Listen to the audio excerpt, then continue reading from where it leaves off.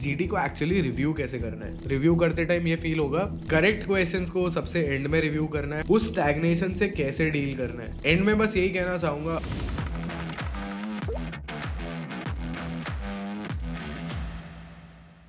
Let's crack NEET PG together. सबसे पहले जीटीज की फिलॉसफी और माइंडसेट समझो। इसको सिर्फ एक टेस्टिंग टूल की तरह नहीं यूज करना है, इसको एक लर्निंग टूल की तरह यूज करना बहुत ज्यादा जरूरी है। तुमने जो भी अपने 5-6 साल की मेडिकल जर्नी में समझा है, सुना है, जाना है, उसके अलावा जो भी तुमने अपने 1 ड्रॉप 2 ड्रॉप इंटर्नशिप में सुना है, समझा है, पढ़ा है, जाना है, हर आउंस ऑफ एनर्जी, हर आउंस ऑफ इंफॉर्मेशन, हर आउंस ऑफ नॉलेज यूज करो उस जीटी को देते टाइम। जीटीज को उतना सीरियसली लो जैसे तुम अपना नीट पीजी का एग्जाम लिख रहे हो। यहाँ पे क्वेश्चन को स्किप करके जल्दी से सॉल्व करके आगे बढ़ने से सिर्फ कॉन्फिडेंस ही ब्रेक होगा। रिव्यू करते टाइम ये फील होगा कि भाई अगर मैं थोड़ा जोर लगाता तो मैं और बेटर कर सकता था।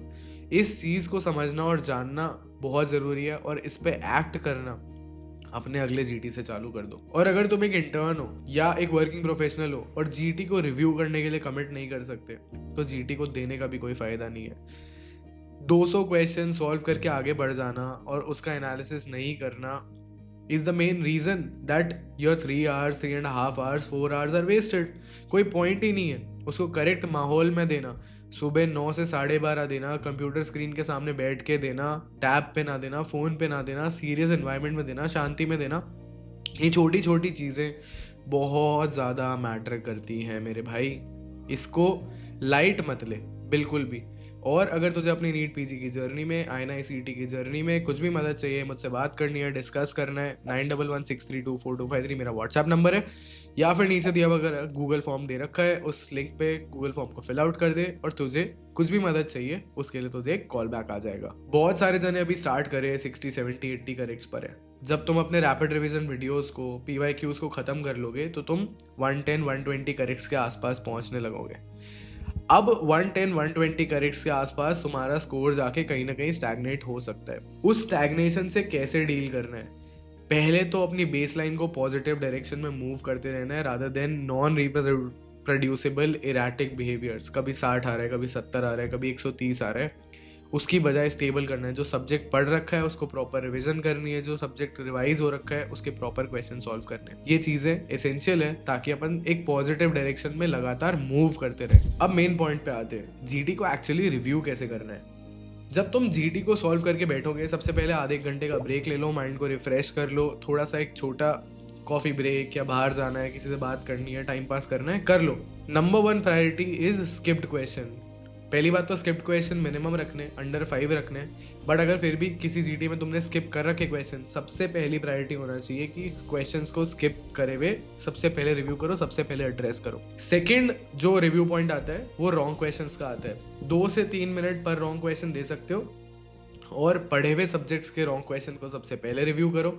नो नहीं पढ़े हुए उसको थोड़ा फास्ट में लेटर ऑन रिव्यू करो, क्योंकि वो नहीं पढ़ा इसलिए गलत हो रहा है, क्या पता वो कंसेप्चुअल गैप है।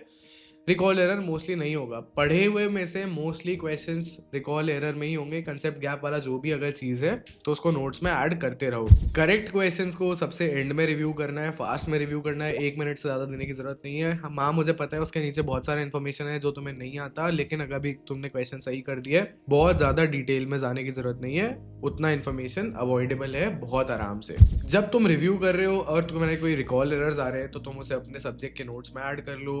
अगर तुम्हारे कंसेप्ट गैप्स आ रहे हैं और ये रिपीटेडली आ रहे हैं तो तुम अपनी माई नोटबुक में इंक्लूड करते रहो। माई नोटबुक का रिवीजन बहुत ज़्यादा एसेंशियल है ताकि तुम अपने रिवीजन करते करते स्कोर को इन्हांस करते ही जाओ। ऐसी ही कुछ प्रैक्टिसेस हम आइकॉनिक में अपने स्टूडेंट्स के साथ फॉलो करते हैं, जिसकी वजह से उनका 60, 70, 80 करेक्ट से 150, 160 करेक्ट्स के आसपास का रिजल्ट ऑलमोस्ट 2 से 3 महीने में पहुंच जाता है, if they are committed to the process. And if you want to have the same journey, if you want to go to 150, 160 corrects, just simply fill out the Google form that is given below and we will help you out sustain the score and build the score। सबसे पहले एक thorough analysis करके हम जान लेंगे क्या strength है, क्या वीकनेस है और कैसे हम प्रोग्रेस करते करते आगे बढ़ सकते हैं। एंड में बस यही कहना चाहूँगा, अपने जीटीज को सीरियस तो लेना है बट ज़्यादा दिल पे नहीं लगाना है, चाहे वो बहुत ज़्यादा पॉजिटिव स्कोर हो, इंक्रीज हो या थोड़ा कम भी आया हो, कोई दिक्कत की बात नहीं है, इवेंचुअली सब अच्छा होगा। बस लगातार कंसिस्टेंटली इस प्रोसेस में बने रहना है। कुछ भी मदद चाहिए फटाफट रीच आउट करो। All the very best, thanks for watching, do like share and subscribe to the channel.